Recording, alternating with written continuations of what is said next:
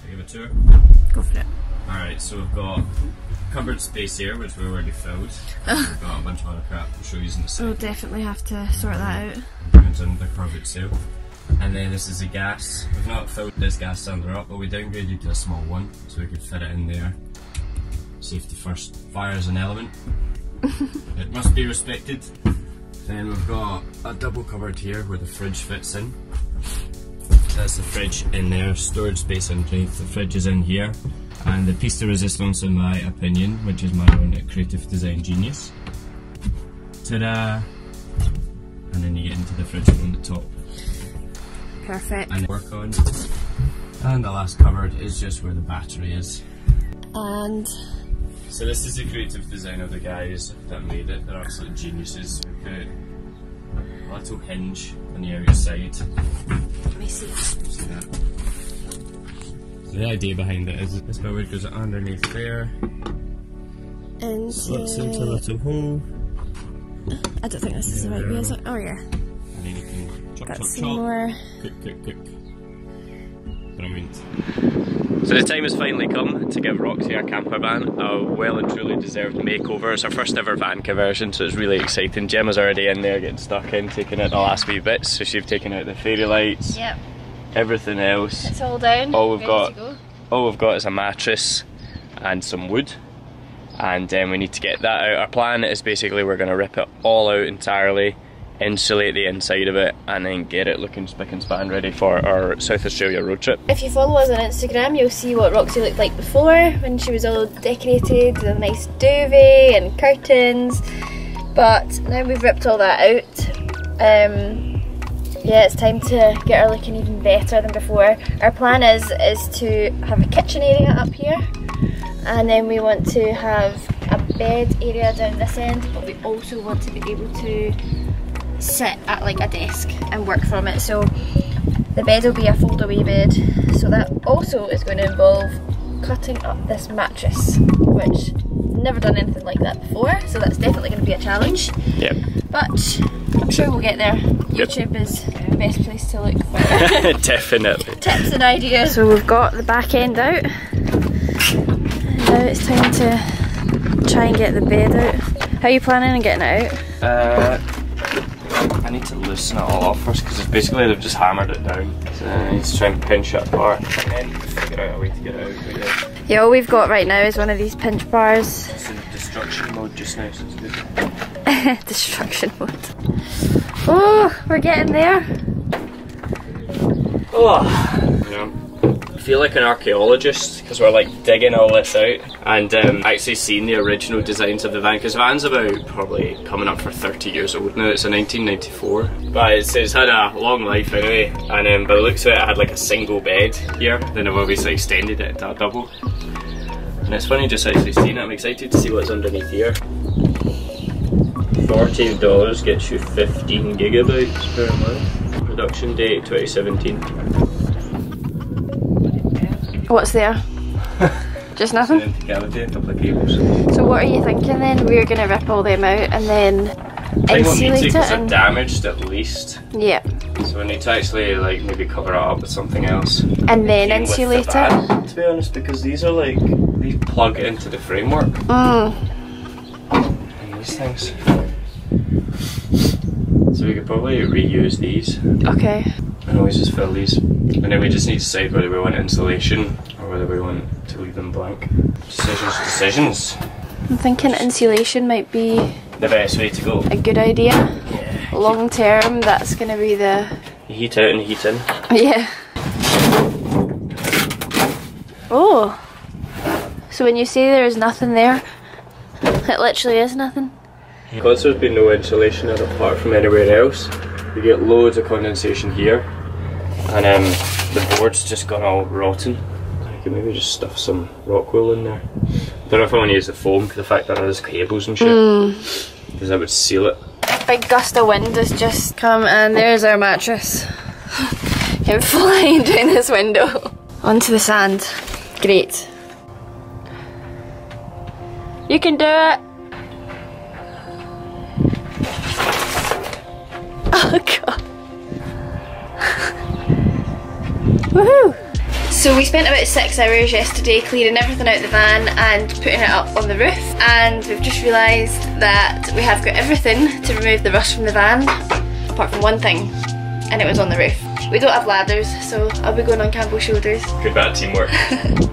So given how old a van it is, we had to treat it for a little bit of rust. We've already done it on the roof, and we use this stuff called Ranex. It's done a really good job on it so far, so we're going to do it to the base of the back of it where the kitchen was, because that's where the most of the rust actually has been. That's it, all done now. We need to load all this stuff back in, and we're going to head to the shops and get some insulation and some wood, and then we need to start trying to work out Putting it back together, yeah. Putting it back together so we have somewhere to sleep tonight. So we've arrived at Bunnings, which is possibly one of the best shops in Australia to come and get all your... To get insulation, we need to get some plywood for the floors and the roofs and the walls, and then we just need to pick up some like glue and nails and other stuff like that. This one looks like a big one, so fingers crossed.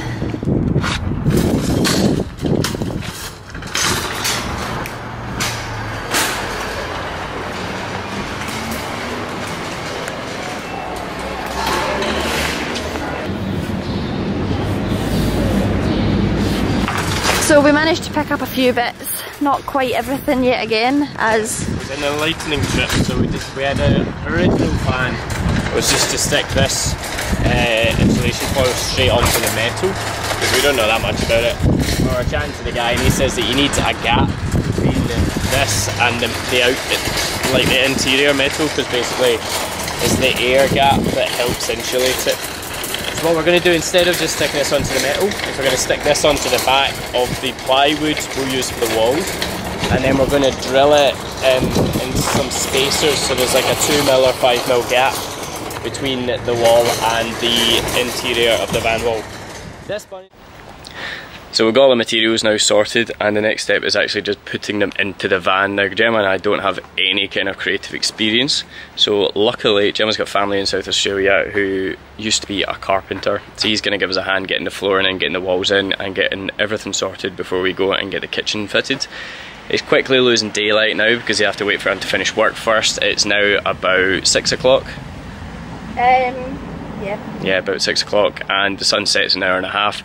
Try and get as much done as we can tonight. If not, we need to come back tomorrow and then do the same thing again.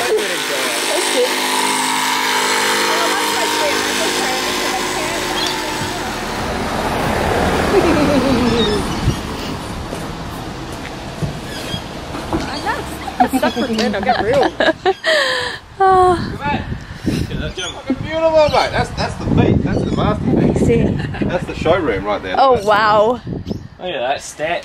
That is amazing. I don't need to climb. Campbell, you won't be ripping your jeans anymore climbing up there. Literally. No shoes. Yes. That's right. Definitely. Rules, no A wee shoes. porch, a wee mat there. It's going to be nice. Alright, so this is what the finished product looks like in the daytime, thanks to Gemma's family's amazing craftsmanship. Yeah. Look at these corners, man, how sexy is that? That was before we just did a template of the old flooring and it looks like crap, and then Ben came along and was like, nah, I'm going to do it like this time, master craftsman. So basically we've got 3mm plywood floor. We spent a lot of time last night, we're gluing this silver foil insulation onto the bottom of the floor, and then we just use these foam boards as well as a bit of extra insulation, and also just to ensure there's going to be an air gap between the floor and the metal, and that ensures it's going to be nicely insulated, so all the heat or cold coming from the metal will just reflect straight back down onto the ground. It's really good. So what is going to be the next step then? Right, next we've gone and got some non-woven weed mat. Basically just a black felt. Black mat from Cheapest Chips. Felt material. $5. Yeah. And we're just gonna run it around these wheels. Cover up these ugly wheel arches, and then we're thinking we might use some extra insulation, just try and put it over the top of that as well, or either on the other side of the felt material, just to give it a bit more insulation, because in the winter and the summer this could possibly get really hot or cold. Yep. So we're going to try and cover them up now. Alright, so we've got this black felt, like we said, so we're measuring it into place. I think it would be easier to do it long ways. The problem we're having is obviously when we fold this down, because it's a curve, we're going to have loads of excess bits here. So I think what I might do is glue the top side of it first, then glue this part and fold it as we glue it. So eventually it just looks like that, and it looks a lot neater. I can always trim that excess bit off. That actually looks neater already, doesn't it? Yeah. Very, very good. So end result of the two wheel arches, we got the felt down. It looks a little bit scrappy, but I feel like that just adds to the taste of the van. These are probably going to be covered up by seats and the bed anyway, so it's not too important. I just wanted something so that maybe on a roasting hot day or a freezing cold morning I don't reach inside the bed and get a terrible, shocking wake up call by touching the metal. So it looks much tidier and I'm pleased with that. It's good. So we are back again the next day. Flooring is looking class. And now it's just time to get the walls and floor in, the walls and the roof in. We've discovered that there's these kind of awkward sections at the back of the van. They obviously curve round because it's so rounded and stylish. So they're going to make it very difficult to panel up. So we're going to panel up to a certain area. Gemma's just touching up the paintwork that will not be panelled up. Trying not to get it on the rubber. Yeah. That's very difficult because I've only got a massive paintbrush. I know. So budget. But that's the plan. Paint, get it freshened up, and then we'll panel from about here down to there instead. Okay. So the light is quickly fading away in the background. Ben's just cut the last bit of wood for the wall and Campbell's quickly insulating it. I think we're going to try and get maybe 1 or 2 bits drilled in if we can. Yeah. We'll let you know in the morning how we go on, guys. Yeah. I wish us luck. And then hopefully at least then we'll know what we're doing for after that, but it's looking good. These are all the bits that have to go up. So it's the last stage of the van conversion, and we're just getting the kitchen unit fitted now.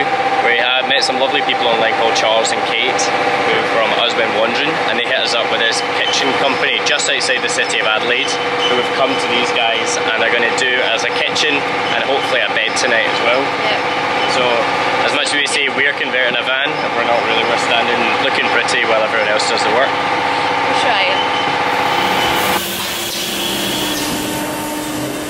So what's this for? All I'm doing here is we're attaching the ribs, the roof to these ribs across the van, but up this end there isn't any.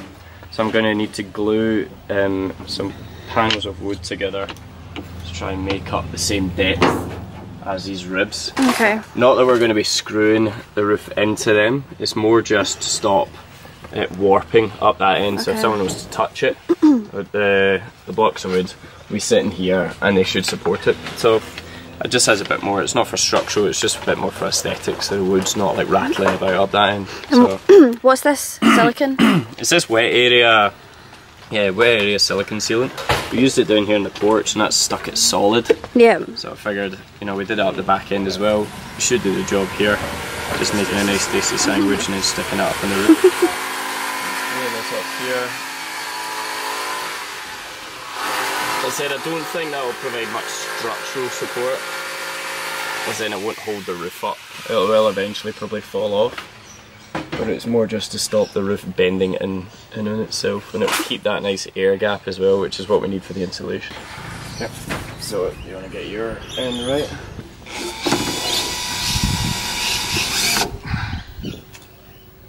It's actually, where's it going to go to? What are we going to do? You can drill into this wood.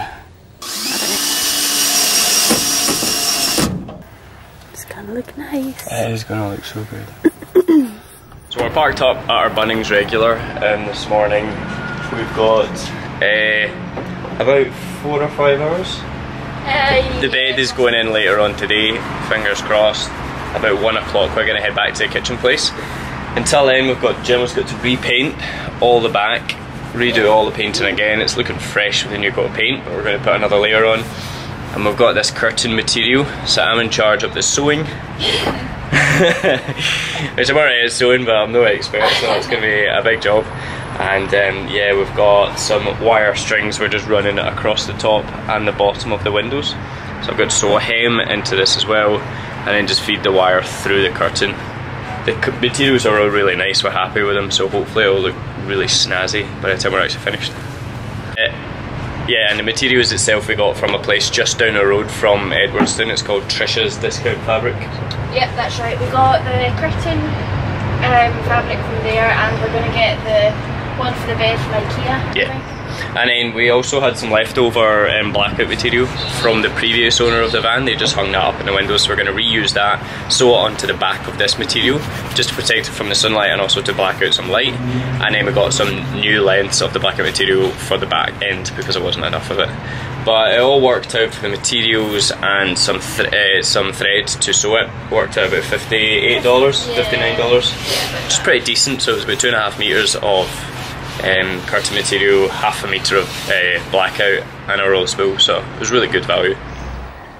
So after about 5 hours at the kitchen place again last night, this is the finished result. It's a bit hidden underneath the mattress just now, but we've got a full bed. Finally. After about a week of sleeping on the floor with the two-wheeler just pushing us together. We've got a solid bed unit here, and I'm going to give you a quick tour about it. So starting at the back, we've got loads of underbed storage here. That's actually full. We've got our deck chairs in there as well. Both sides custom built for our boxes that we already got. And this is the full bed area here. A little bit of side storage at the back, 2 shelves. And this part here lifts up into a table, and here is underbed storage for the clothes. That's super simple. Lift that bit up. Loads of storage under there for the clothes. And this part here, teach Campbell to roll his clothes to make a bit more room. But yeah, because you've got too many clothes. Roll them and it's fine.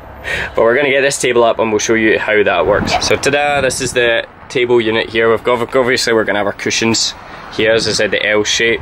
We're going to have our cushions in the L shape here. Lifts into a table via these 2 legs here, which we lift up and then put an Allen key through the box that holds it in place. There and there. And just down that end we've just got a little tripod set up. Yeah. And we are still working out storage solutions. A good place for this stuff, but that'll come. Yeah. We'll find it. We've still got some edges to sew up. Just on finishing these touches now, really. But it's coming together for an epic van. But yeah, the next step is to cut up this mattress into right shape, because we've got a little bit of an overhang here. We're going to saw it down there. It's a bit minging. And it's also a bit minging, Princess Gemma says. But we need to cut it into shape as well, because as I said, we've got an L design there that's going to be permanent, and this part here is going to be removable when the table goes up, so we need to cut that into shape. And then we have, I think, chosen a material. Yeah. Out of IKEA. We're going to need to measure it all up, get the material, and then sew it on to the foam. Yeah, which is going to be a real task, because it took me 3 hours yesterday just to actually sew half a curtain together, so to make cushions is going to be good fun. Yeah, I think it's definitely going to be a tough task, but it's going to be so worth it because the van is so beautiful and it's got a big ripped shape on the mattress. So we're almost there. We're almost there. Yeah. Alright, so the time has now come where we need to trim this mattress down to the right size. It's currently overhanging by about just under a foot. And because of that, it's really annoying up that end. We can't get into the cupboards or anything, so we're going to cut part of it off.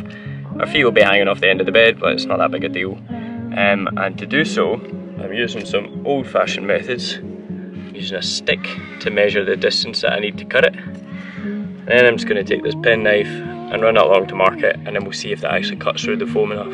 Alright, so this is up the other end, and that is about how far we need to cut off of it. Just make sure.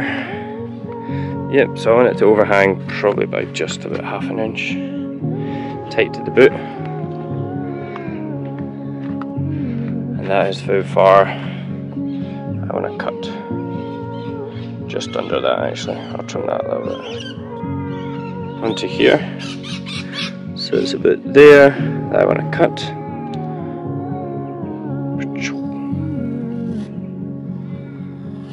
That is my marker.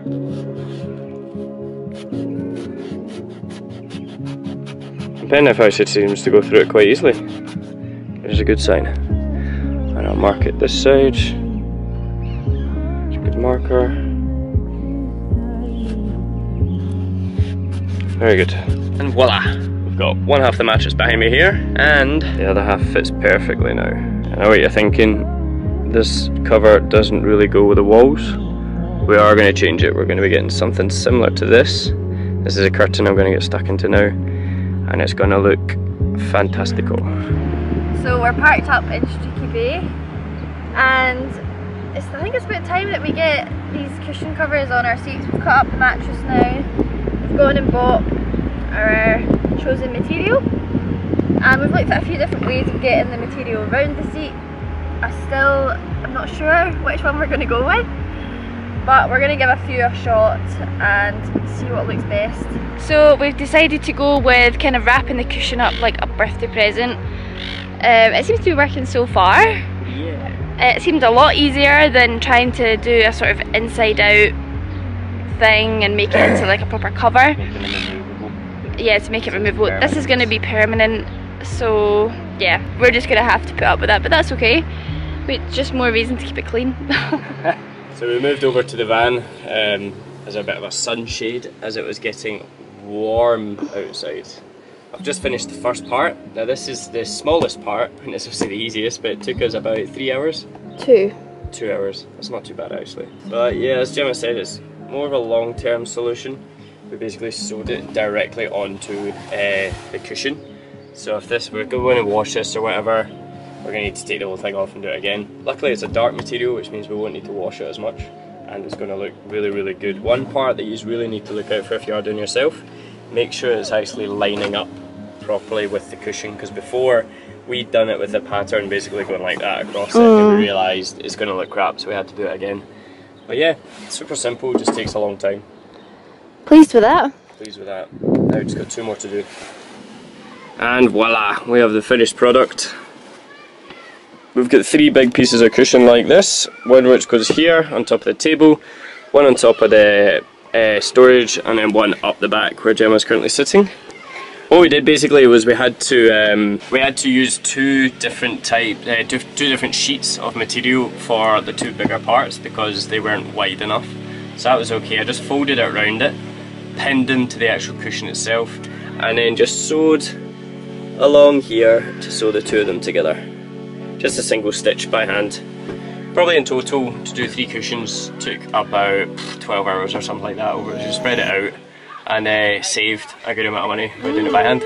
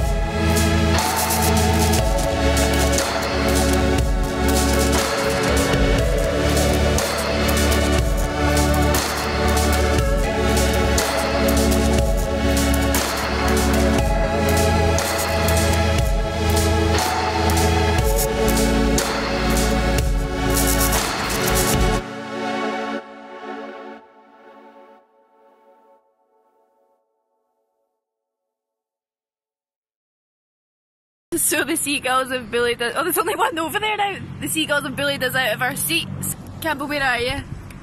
How you doing? How you doing? Took my ear off. I know, they kept swooping on us. Have a wee cheese toasty. I know. Don't get used to it, we're ripping that out. This is where you usually sit. I'm usually down here slaving away. Gemma's up there pointing the finger. Nah, do that right, you're doing that wrong. Oh my god. What did you do? So I took the Stanley knife back in the toolbox, and it appears to have landed directly on the expanding foam container. Oh no! So I just had this,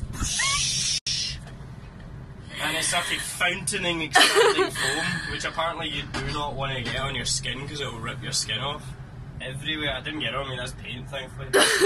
I'm not decorated the bloody shopping centre car park. Westfield's car park. Oh my god.